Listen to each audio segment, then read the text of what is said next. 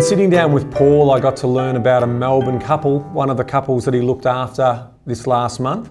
And they're on moderate incomes. They're living a comfortable lifestyle. They've got a principal place of residence in Melbourne.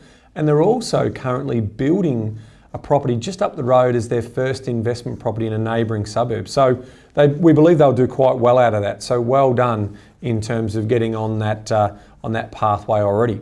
Now, the motivations to come and speak with us, there's a lot going on in this couple's lives. They're actually not married yet. So the first big rock in the jar is they're going to have a wedding, get married, and then they're going to be planning for that family. So they wanted to come in and look over the plan around that family story in terms of what it looks like. But in addition to that, they had this itch that they needed to scratch around potentially moving closer in.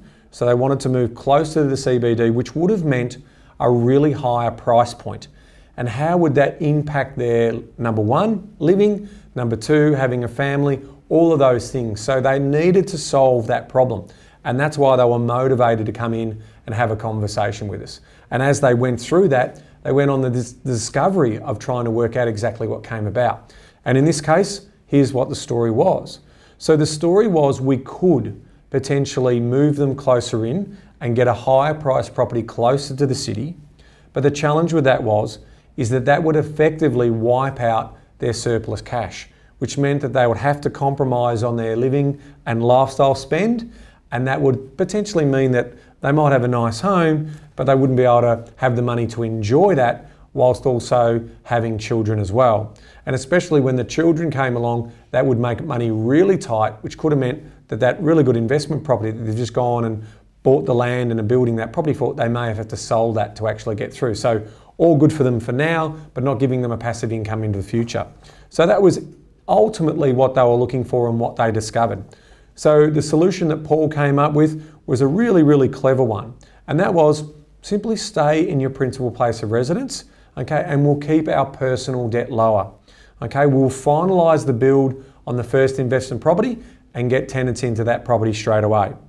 Now, before we have kids, but after we get married, we're going to buy one investment property before that time. So we get another one. So we're up to 2 investment properties before we actually start to build out the story around having a family and the maternity leave that we're going to also see come into that story. So that allowed us to try and make sure that we had the right price point that wasn't going to overextend them, but also be comfortable in that story.